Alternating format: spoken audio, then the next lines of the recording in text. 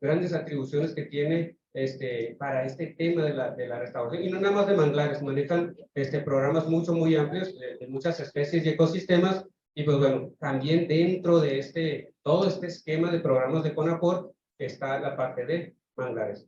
Doctor, le vamos a ceder la palabra. Muchas gracias. Muy buenas tardes. ¿Se oye bien? ¿Sí se oye bien? Bueno,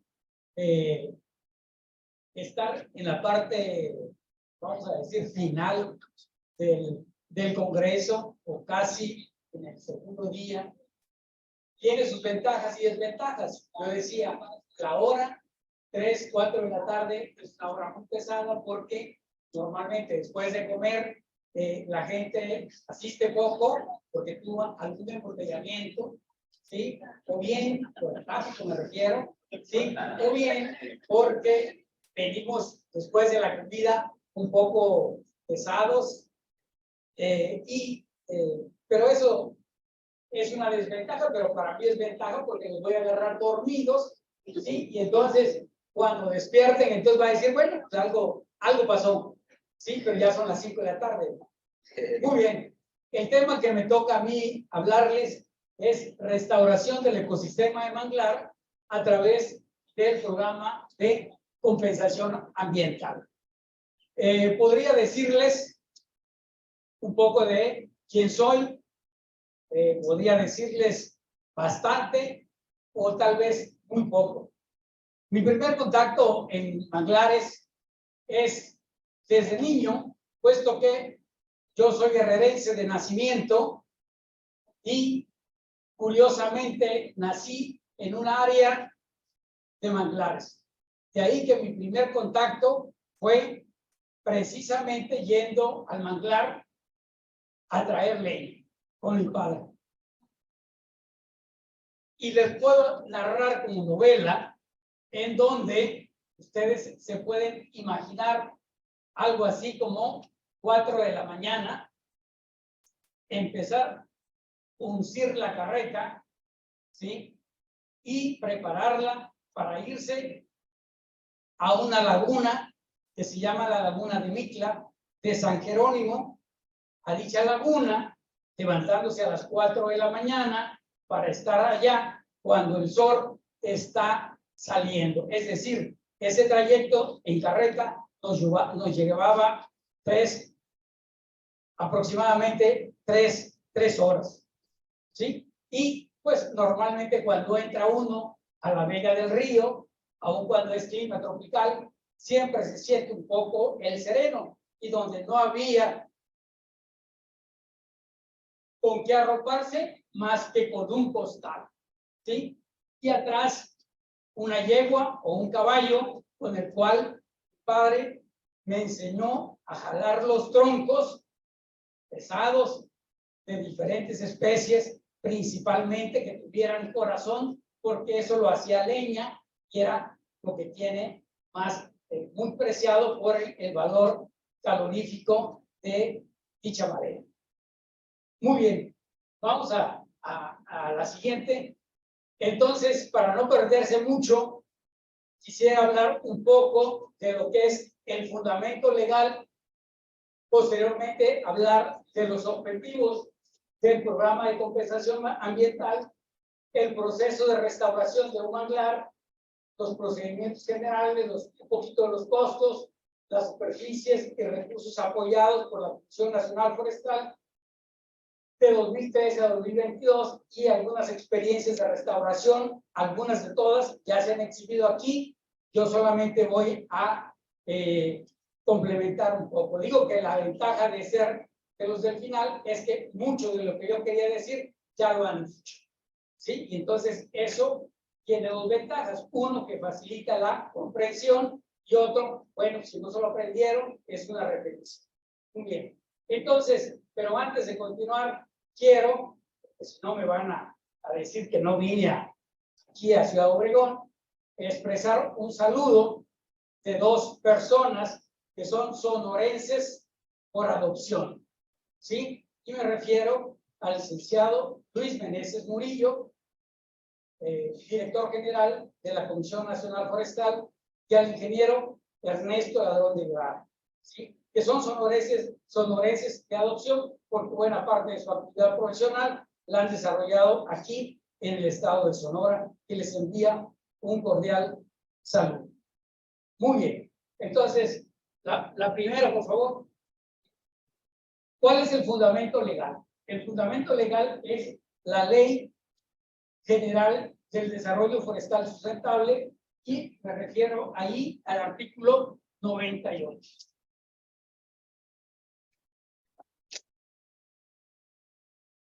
Y entonces vamos a referirnos a los lineamientos de operación del programa de compensación ambiental por cambio de uso del suelo en terrenos forestales.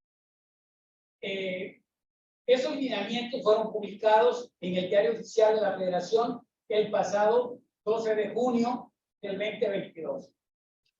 Ahí están plasmados los objetivos del programa de compensación ambiental, tal y como se lee en la lámina. Dice: lograr la compensación de los efectos negativos causados en los ecosistemas por los cambios de uso del suelo en terrenos forestales mediante su restauración y protección, además de contribuir a tomar medidas para la prevención, adaptación y mitigación al cambio climático en los ecosistemas forestales. Y ahí quiero hacer bastante hincapié de el cambio climático. Mi formación ha sido como técnico y también como docente, como profesor de la Universidad Autónoma de Chiapas. Yo estoy ahora prestado a la Comisión Nacional Forestal. Entonces, de ahí que yo entiendo de lo que siempre nos quejamos. Yo quiero expresar mi reconocimiento, ahora que tengo esta experiencia, a los beneficiarios, o a los productores, o a los hacedores, así como a los docentes e investigadores, que normalmente son puro asesor. Algunos mucho planeación, pero poco hacer con las manos. Decía un compañero, a veces hay que mancharse las manos para poder enseñar mejor, ¿sí? Y a veces sí, desde luego, nos volvemos mucha asesoría, pero poco hacer con las manos. Y sobre todo, hacer para convencer. Muy bien, la siguiente, por favor. Ok, el proceso o el esquema que normalmente seguimos es el siguiente. Como procedimiento general, podríamos decir que se lanza una convocatoria. En este caso, tenemos diferentes tipos de convocatoria. Podríamos hablar de una convocatoria nacional para compensación ambiental, una convocatoria específica para pueblos indígenas dentro de los planes de justicia, como es el pueblo Yaqui, el pueblo Mayo, los Odan, los Rarámuris y otros. Y por otro lado, una específica que sería para el ecosistema manglar. Muy bien. Entonces, en este año estamos prácticamente estamos por liquidar 3 convocatorias, además de otras a las que no quiero referirme para nada de. El segundo espacio o momento sería la solicitud, el plantear la solicitud o recibir la solicitud de apoyo, la cual implica hacer la presentación de algunos documentos donde destacan la acreditación de su nacionalidad y el demostrar de quién es el terreno, ¿sí? Es decir, que para que puedan ser beneficiarios de los apoyos de la Comisión Nacional Forestal, necesitan demostrar que son los dueños legítimos de dichos terrenos. El tercer paso sería la elaboración del proyecto, básicamente. Ese proyecto, una vez que es elaborado por los técnicos, ¿sí?, son presentados para su revisión en las promotorías estatales. La promotoría elabora un predictamen. Posteriormente, ese predictamen se va a oficinas centrales y es nuestra gerencia quien hace un segundo tamiz en relación a el proyecto. Y ese segundo tamiz consiste en ver los planteamientos generales del proyecto, si el proyecto no es del todo satisfactorio, se regresa a la promotoría para que éste sea enviado a los beneficiarios y al técnico para su corrección. Posteriormente, vuelven a la promotoría estatal y posteriormente a la gerencia para su dictaminación final. Y entonces, una vez que el proyecto ya fue dictaminado como un proyecto viable, ¿sí? Se pasa esa información a comité para su aprobación y su asignación de recursos. En el proyecto está planteado qué se va a hacer y cuánto cuesta. ¿Sí? La siguiente, por favor.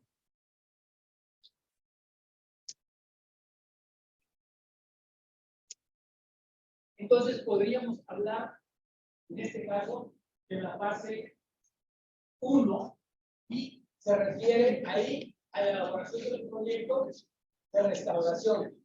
En este caso, yo me referiré a qué debe contener el proyecto.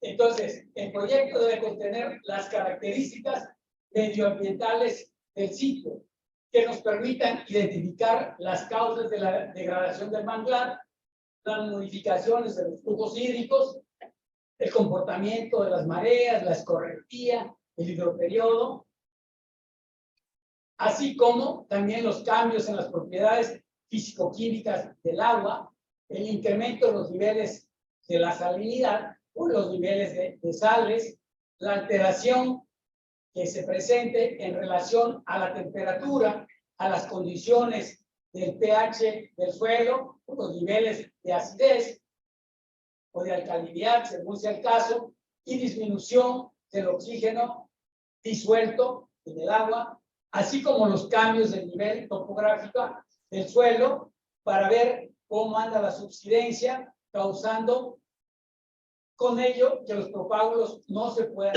establecer, para posteriormente hacer una descripción general de la vegetación, señalando el tipo de manglar, su composición, su estructura y las características generales de la vegetación. Y en la segunda fase sería el planteamiento básico de las acciones de restauración. Y aquí estaríamos hablando de la rehabilitación de los flujos hídricos mediante la apertura de los canales. Debo hacer un pequeño paréntesis porque esta semana es una semana muy especial, además de que decía que la ciencia también tiene moda, y aquí ahorita la moda, al menos en esta semana, es hablar de los manglares. Pero también yo creo que no debemos, como académicos o como estudiantes o como pueblo, dejar pasar un hecho importante de esta semana, como fue la partida del doctor Jerzy Rendowski, al cual debiéramos darle una pausa.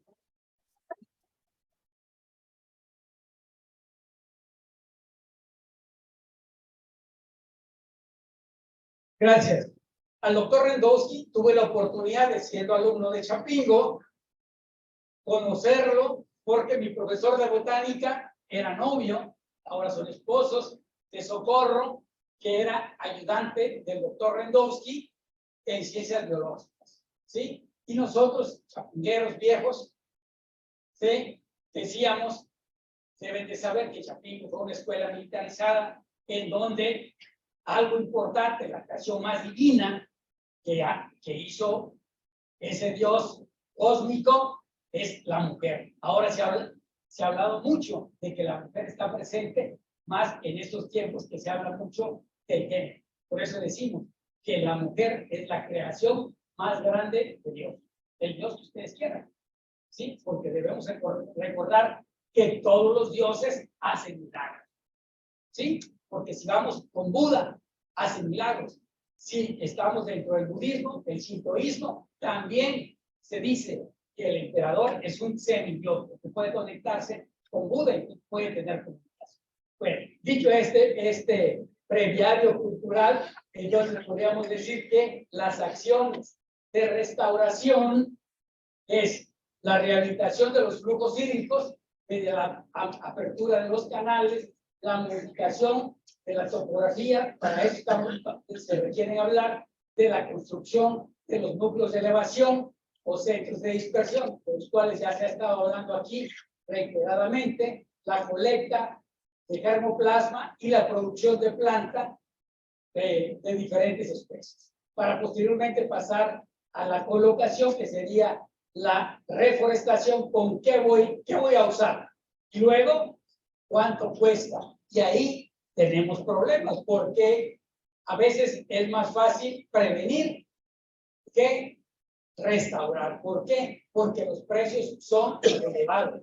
Y además, los esfuerzos que se tienen que hacer son bastante grandes, de tal manera que restaurar estos manglares es una obra de gigantes. ¿Por qué? Porque en muchas ocasiones las personas tienen que andar con el agua hasta la cintura o con el agua casi, ¿sí? Como decimos, en el cuello.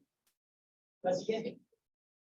Muy bien. Entonces, el proceso de restaurar lo podríamos ubicar aquí en un catálogo de conceptos en donde es importante hablar de la mano de obra, los costos de equipos o maquinaria, si se van a utilizar, llamémosles drones para hacer los planos altimétricos o mucho de lo que hablaba el doctor Moroyoki. Quiero hacer una mención especial para él como amigo, ¿sí?, de humedales sustentables, porque es un hombre apasionado de la restauración de los manglares. Entonces, los manglares despierta pasiones, ¿sí? Y podemos decir que se habla del loco de los manglares. No me pregunten quién es, pero está por ahí atrás. O bien, podríamos hablar de un esquema romántico, porque también, entonces, podríamos hablar del doctor Ignacio Valdés, sí, que le dicen Nacho Man. Eso ya perdió su apellido, ahora se llama Nacho Man. Muy bien. Entonces, el tercer punto sería cargo de consumo de algunos bienes, dependiendo de las obras. Nos podríamos referir a elaboración de presas de gaviones, al uso de diferentes tipos de agroquímicos. Desde luego que aquí estamos peleados con el uso del glifosato y otro tipo de cosas, y estaríamos pensando en elementos orgánicos o derivados de, ¿sí? Por otro lado, también estamos hablando del manejo del personal, y eso implica el movimiento.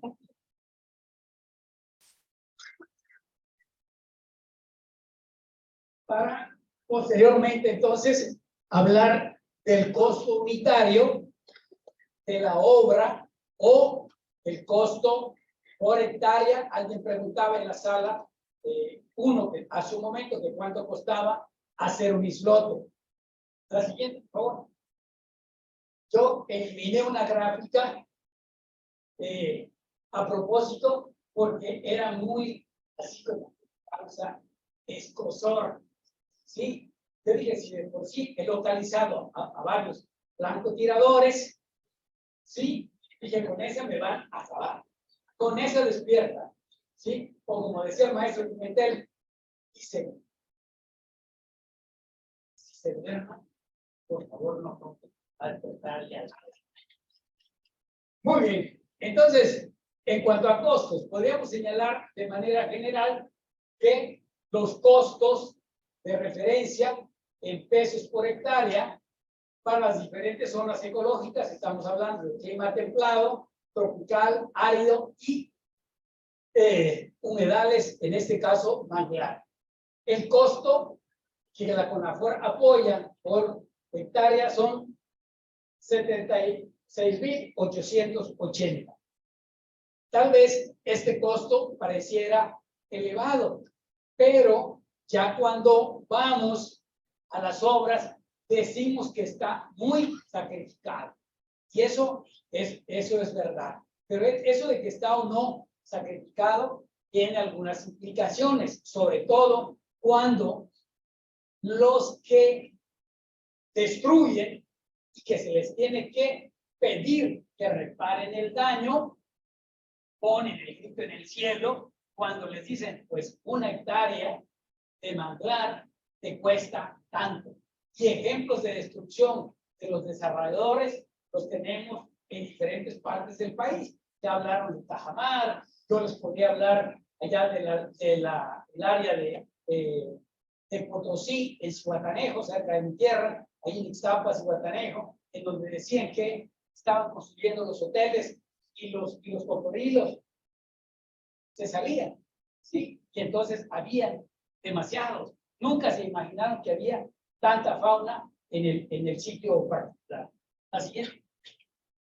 Muy bien. Entonces, como un historial de recursos que se han invertido, son recursos del gobierno federal, y entonces tenemos ahí proyectos de restauración en manglar realizados y apoyados de 2013 hasta la fecha, y estaríamos hablando de 95 proyectos con una superficie de 13,609 hectáreas y con un monto de 535,628,106 pesos 0 centavos. Y aquí algo bien importante, dicen que no somos iguales, pudiera parecer comercial. Más sin embargo, lo que sí quiero decirles que ahora nosotros prácticamente nos demoramos en dar una respuesta porque tenemos que consultar a el departamento jurídico si tal acción procede o no procede.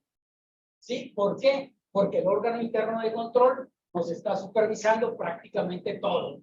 Y ahí no es que me equivoqué.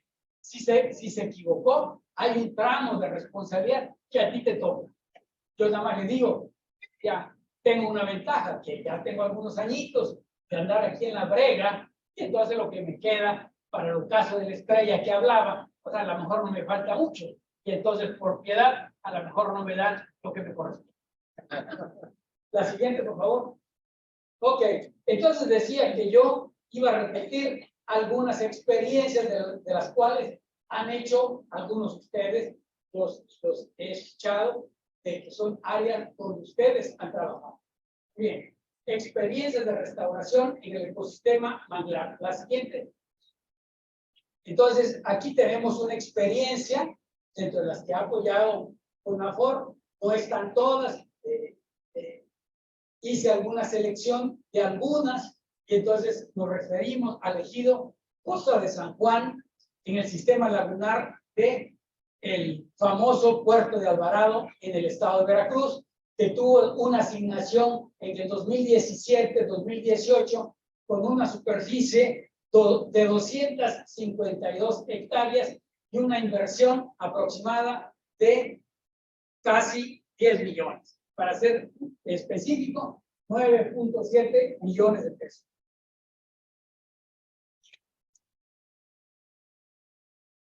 Y aquí dice condición general del sitio antes de ser intervenido. Se interviene una superficie de 252 hectáreas, la cual fue afectada por incendios forestales y tala clandestina, con condición de colonización de especies invasoras, tales como tule, especie que está ahí, albergia, y otra especie. La siguiente, por favor. Entonces, esa es la condición general del sitio antes de ser intervenido. Es importante que se visualice cómo está. Yo le decía que era, o que soy, de un área de marismas, y en cierta época del año siempre veíamos que llegaban al pueblo semicitas. ¿Y era por qué? Mucho humo. Porque se está quemando el tular. Nosotros decimos tule a la tifa. ¿Ok? La siguiente. Muy bien. Entonces, lo que ustedes han estado señalando es la construcción de estos áreas elevadas para que se pueda establecer lo que queramos plantar ahí.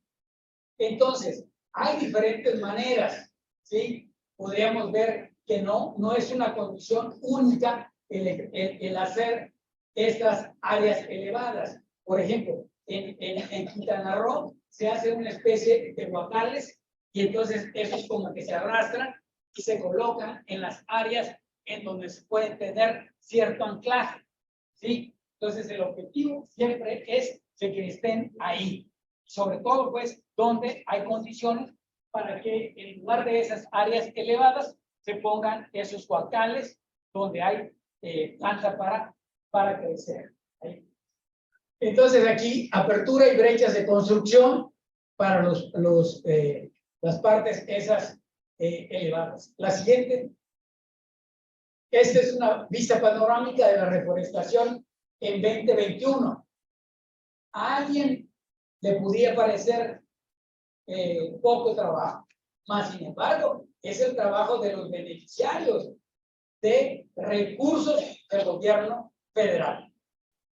¿Sí? Entonces, si les parece poco, como decía el maestro Pimentel, vamos a hacer una competencia o vamos a hacer una apuesta a ver cuánto aguanta. Yo, el día que me llevó Moroyoki ahí a Sinaloa, sí, pues entendí que estando ahí, tan solo con el reflejo del agua del estero, es más que suficiente para ir como si fuera uno a la luna. Tienes que protegerte, porque si no, en la tarde, los que somos despintados, sí, salimos como camarón asado. La siguiente. Y esta es una vista panorámica de esa misma área, pero un año posterior. La siguiente. Esto es lo que ha hecho el Instituto de Ecología, ¿sí? En la laguna de Tampamocho, Tuxpan, Veracruz, y ya de esta experiencia se ha hablado bastante. Aquí, en el año 2018, se hizo una superficie de intervención de 100 hectáreas con un recurso aprobado de 3.7 millones de pesos. Ya más o menos se pueden dar una idea, si dividen más o menos cuánto resultó el apoyo por hectárea. ¿Sí? La siguiente, por favor. Y entonces aquí estamos en esa condición general del sitio antes de ser intervenido. Y entonces aquí esa área, esas torres fueron los que causaron el impacto en donde el flujo de la laguna, el flujo de agua quedó bloqueado y entonces eso ocasionó problemas. La siguiente. Y entonces dice, se interviene en una superficie de 100 hectáreas afectado por el bloqueo de canales naturales. En este caso, esos áreas elevadas que se hicieron causa de las torres, esas de electricidad, eso intervino para el flujo normal, que eso ocasionó muerte en una buena superficie de ese anclaje. La siguiente. Y ahí se ve una vista general de las obras. Dice, actividades realizadas durante la intervención, rehabilitación de flujos hídricos, modificación de la topografía mediante las áreas estas elevadas, y 3, regeneración natural asistida mediante la dispersión de propágulos. Aquí es importante que pensemos en utilizar las habilidades que tienen las plantas, como los mangles, para que colectándolas, la semilla vivípara la podemos utilizar directamente, tal como recomienda la FAO en muchos de sus escritos o en publicaciones, y en ese sentido se tiene bastante experiencia o alguna experiencia. Además de que, como lo hacen allá marismas en Sinaloa, es producción de planta de todos los mangles. Entonces colocan ahí la planta en las áreas de restauración. La siguiente. Esos son los resultados de la intervención y sería una vista, ¿sí?, de esas áreas. La siguiente.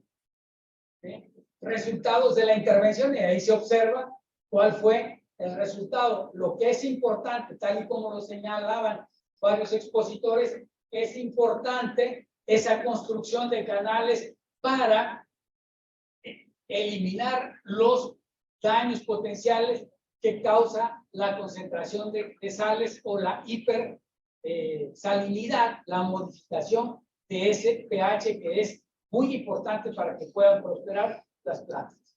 La siguiente. Aquí tenemos el caso de la comunidad de restauradores del manglar en Isla Aguada, Isla del Carmen, en Campeche. Estamos hablando de la asignación 2018, una superficie de 200 hectáreas, una inversión aproximada de 7 millones de pesos. La siguiente. Y entonces aquí tenemos actividad realizada durante la intervención, rehabilitación de los flujos hídricos, modificación de la topografía mediante núcleos de elevación y la regeneración natural asistida mediante dispersión de propagos. La siguiente. Actividades realizadas durante la intervención es la manufactura de esos núcleos de elevación con la colocación de plantas nodrizas para facilitar el establecimiento de los propágulos. En este caso, es importante que las obras, esas venas que se hacen, tengan estabilidad, porque con el mismo flujo hídrico, si no se estabilizan, también se derrumban, y entonces hay que colocar planta para que ayude a la estabilización de, vamos a decir, ese pequeño talud. Pero si no se hacen ese tipo de actividades, pues las obras se vienen abajo. La inversión se viene abajo y no tiene la siguiente. Muy bien, dice actividades realizadas durante la intervención, construcción de canales y colocación de plantas nodrizas. La siguiente. Actividades realizadas durante la intervención, reforestación con mangle rojo. ¿Sí? El mangle rojo, dice el yucateco en algunos de sus momentos, cada cosa con su cosa. ¿Qué quiere decir? Lo busco y no lo busco. ¿Sí? O lo busco y no lo encuentro. Entonces, ¿eso qué quiere decir? Que la propia naturaleza nos está dando la lección de que dónde va mangle rojo, etcétera. De tal manera que así como evoluciona el proceso de agua-tierra, así mismo deben ir colocadas las especies. ¿Sí? Aun cuando alguna se cuele, no logra establecerse con facilidad porque tiene un sitio especial donde crecer. La siguiente. Aquí en Santa María, Tonameca, en Oaxaca, es una asignación del 2016, tiene una superficie de 125 hectáreas con una inversión de 3.3 millones de pesos. La siguiente. Y entonces aquí señalamos un poco las causas de la degradación, derribo de individuos por paso de huracán. Y entonces, de todos es sabido que la muralla natural, sí, para defenderse de los huracanes, son precisamente los huracanes. Y nosotros es ese tipo de ecosistema el que muchas veces no valoramos. ¿Sí? Sin presunción. Yo estuve en Japón, ya cuando apenas comenzaba, no me salía el bote, ¿sí? Yo soy la pin, puta raza. ¿Sí?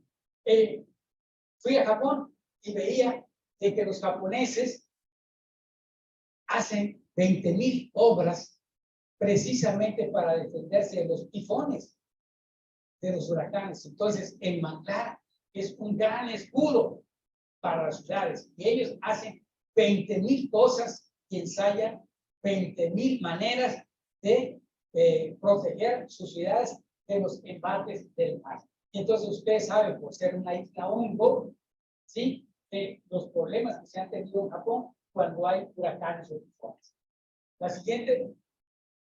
Y entonces aquí es una obra, ¿sí?, donde se trata de manejar un poco los residuos, el manejo de materiales, ¿sí?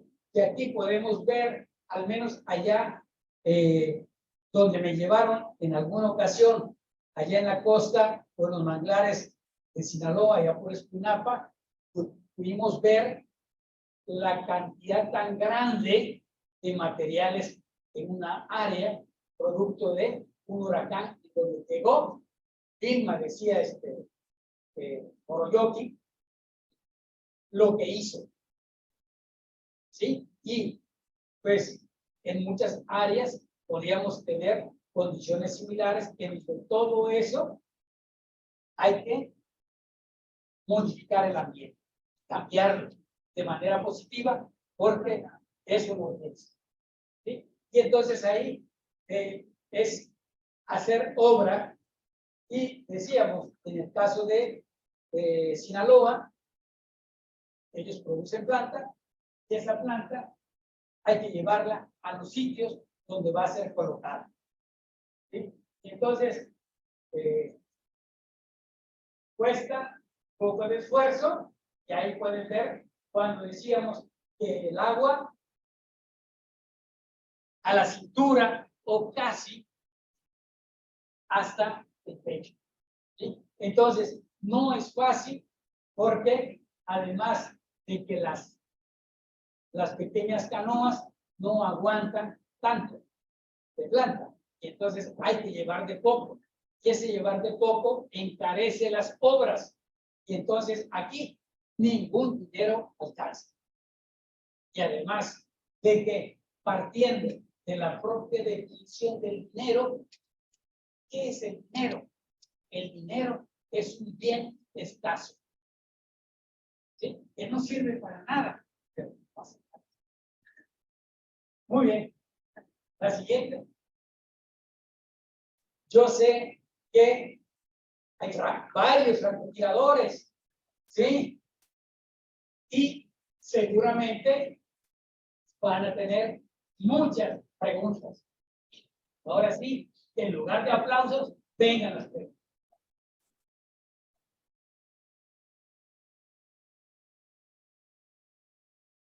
Ok, muy bien. Sí, están los micrófonos ahí atrás, sí, correcto.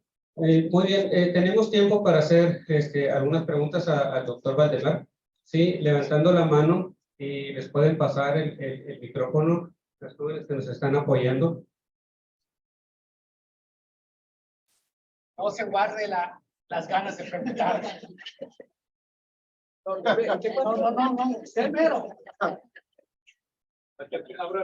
Bueno, una de las cosas que yo siempre he creído que CONAFOR y cualquier fuente de financiamiento debería de ver que estos proyectos deben ser a mayor tiempo.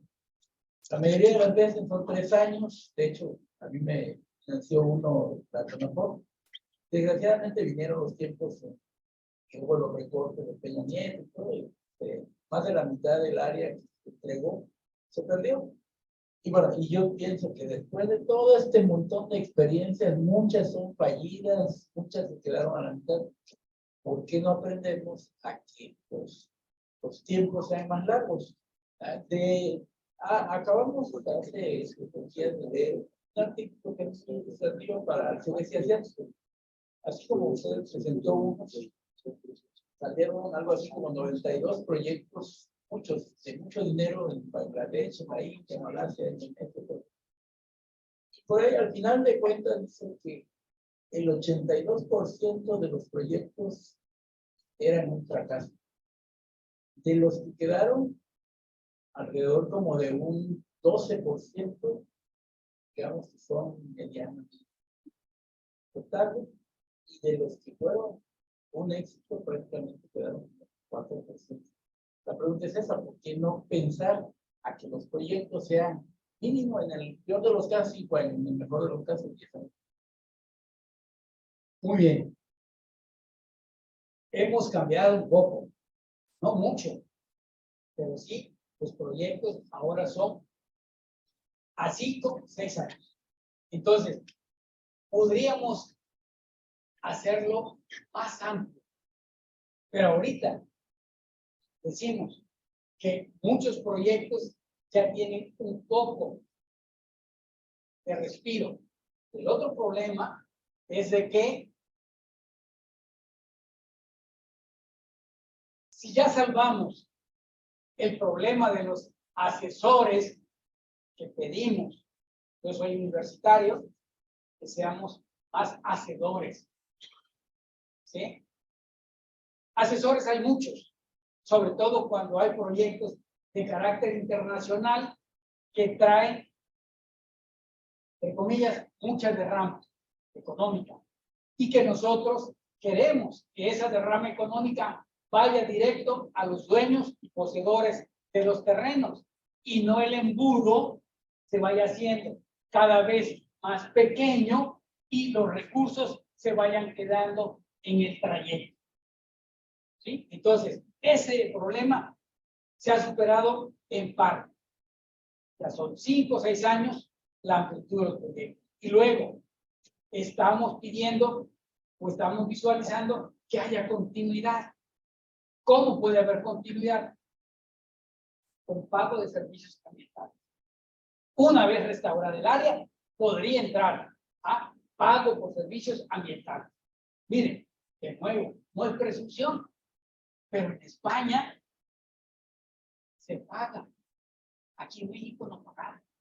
Ah, pues qué bonito tomarle la foto al barrio, al emblema, ¿sí? O en España se paga, el agua se paga, porque estando en Madrid, el agua es un producto valiosísimo. Y aquí tenemos en algunas áreas demasiada agua, se transforma en problema. ¿Sí? Allá en Europa, el agua del lavabo va a la taza, etcétera. Hay muchas economías. ¿Sí? No se entendía cuando a mí me gustan un poco los toros que entramos en controversia, porque me pareció extraño en mi tierra, dicen que, pero cuando voy a Texcoco me salen que allí como fue un asiento español, que hay toro feliz, yo no sé. ¿Sí? Y entonces, bueno, es controversial ese deporte. ¿Sí? Pero decimos, en España, dicen que cuando su imperio va a España y le dice a sus parientes españoles que se quería bañar, que alcancé a oír, hijo, ¿te sientes enfermo? Los españoles se bañan normalmente cada 8 días. Cuando hay agua de cerveza, con ganas.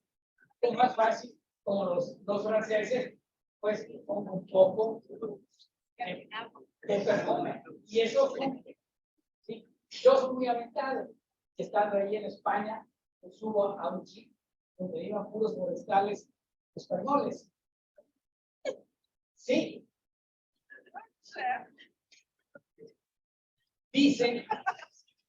Dicen que cuando se presentan los primeros naturales que llevan a España, al entrar a la sala, se cubrieron el rostro y dijeron, vean cómo no, se cubrieron el rostro porque no aguantaron el hedor de la sala.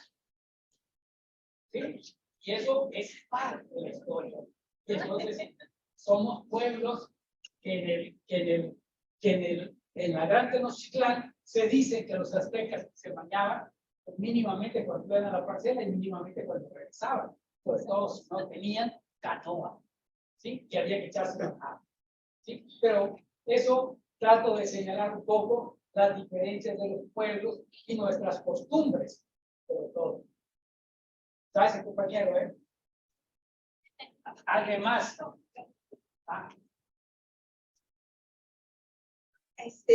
Dos cosas. La primera es, ¿por qué cuando ya se otorga un apoyo a CONAFOR a una área, cuando una área ya tiene, hemos detectado que tiene más de lo que nos da? O sea, el hectárea que nosotros queremos en un principio eran 200 hectáreas, nos aprobaron 100. Y cuando queremos volver a concursar con otra convocatoria para esas 200 hectáreas, nos dicen que ya no, porque ya se hizo ahí. Yo creo que pues al menos eso nos dijeron.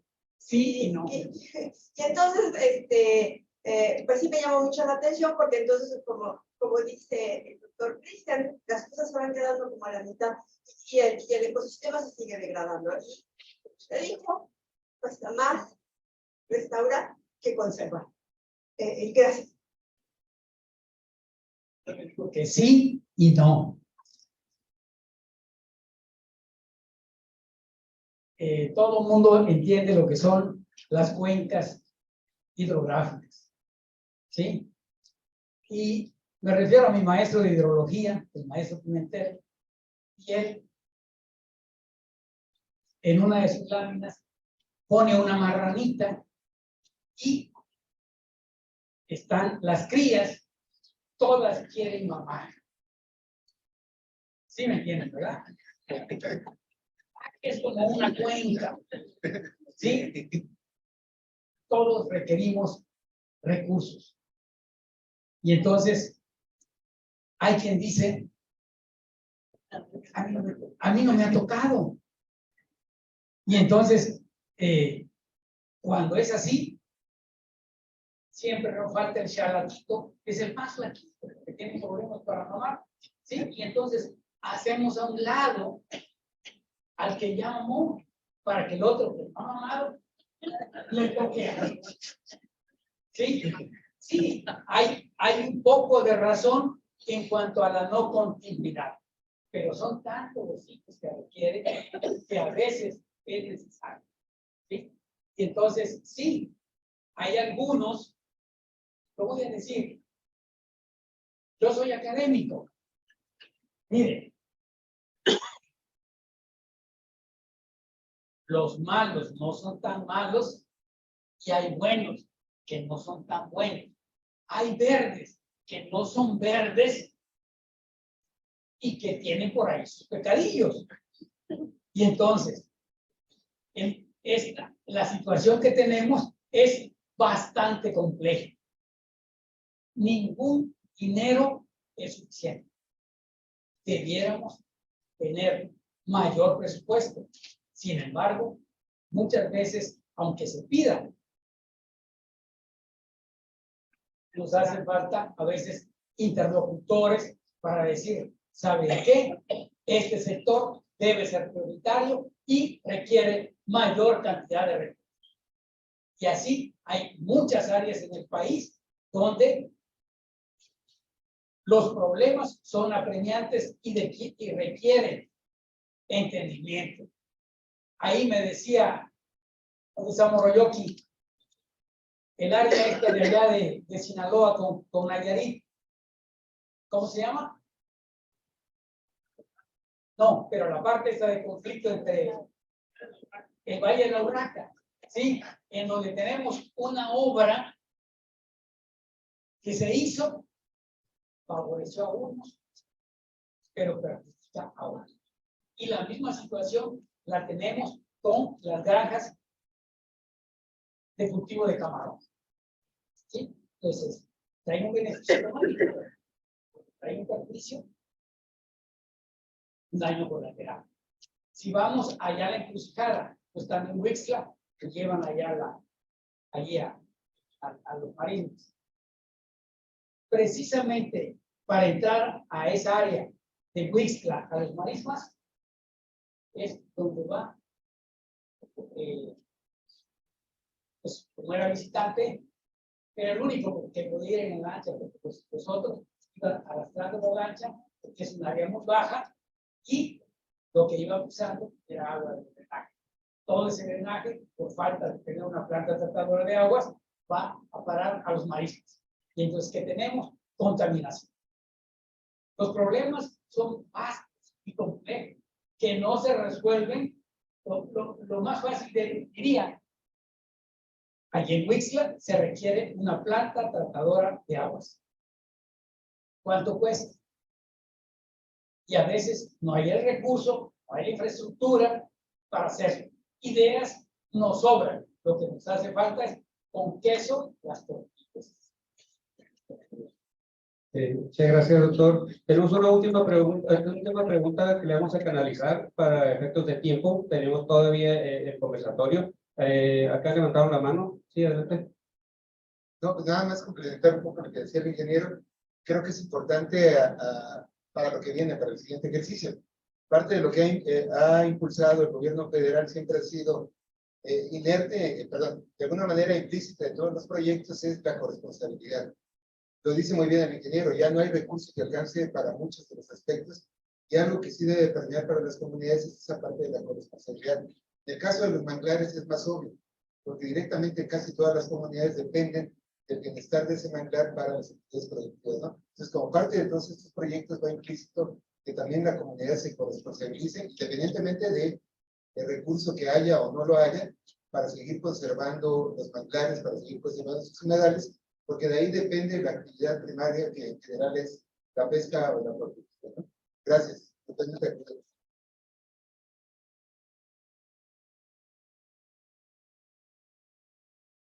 Definitivamente tendríamos que decir que necesitamos de la cooperación de todos.